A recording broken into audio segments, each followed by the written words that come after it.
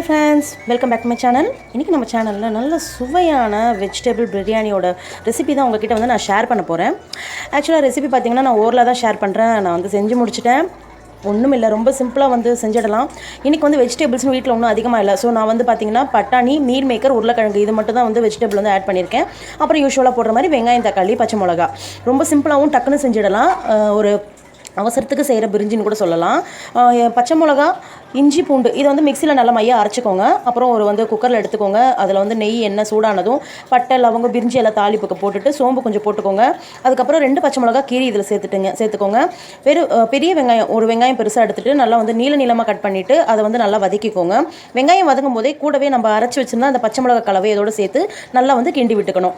தக்காளி வந்து 2 medium size தக்காளி நல்லா நீட்டமாக கட் பண்ணிவிட்டு அதோடு சேர்த்து நல்லா வதக்கிக்கோங்க. எப்பயும் போல் தக்காளி ஆட் பண்ணும்போதே கூடவே அந்த டிஷ்ஷுக்கு தேவையான உப்பும் இதோட சேர்த்து நல்லா வதக்கிடுங்க. இதெல்லாம் நல்லா வதங்கினதும் நான் சொன்ன மாதிரி இன்றைக்கி எடுத்துருக்கிறது பார்த்தீங்கன்னா உருளைக்கிழங்கு, பட்டாணி, மீல் மேக்கர் வந்து தனியாக பாயில் பண்ணி தண்ணி வந்து ஸ்குவீஸ் பண்ணிவிட்டு கட் பண்ணி வச்சுக்கோங்க. இந்த வெஜிடபிள்ஸ் எல்லாம் ஆட் பண்ணிவிட்டு நல்லா வதக்கிக்கோங்க. மஞ்சத்தூள், பிரியாணி மசாலா, அதுக்கப்புறம் தனி மிளகாய் தூள் இதெல்லாம் போட்டு மிக்ஸ் பண்ணி விட்டுட்டு நான் எடுத்துருக்கிற அரிசி வந்து பார்த்தீங்கன்னா 2 கப் அரிசி. 2 கப் அரிசிக்கு வந்து 3 அளவுக்கு தண்ணி விட்டுக்கலாம். பெரிய கிளாஸ்ன்றதால நான் வந்து 3 கொடுக்குறேன். இல்லைனா நீங்கள் ஈக்குவலாக, அதாவது 2 கப் அரிசிக்கு 4 கப் தண்ணி, அப்படியே டபுளாக வந்து தண்ணி யூஸ் பண்ணிக்கோங்க. தண்ணி வந்து நல்லா கொதிச்சு வந்ததுக்கப்புறம் சாப்பாடு அரிசி வந்து ஊற வச்சுருங்க. ஒரு 10 நிமிஷம் போல் ஊற வச்சதுக்கப்புறம் இதில் வந்து நீங்கள் சேர்த்துட்டு ப்ரெஷர் குக்கரில் வந்து நான் ஒரு விசிலில் வந்து இறக்கிட்டேன். ஸோ நீங்கள் தண்ணி கரெக்டாக இருந்தாலே உங்களுக்கு நல்லா வந்து சாப்பாடு இந்த மாதிரி பளபளப்பாக கிடைக்கும். லாஸ்ட்டாக வந்து இறக்குனதுக்கப்புறம் லைட்டாக மேலே கொஞ்சம் நெய் விட்டிங்கன்னா இன்னும் நல்ல மனமாக வாசனையாக இருக்கும்.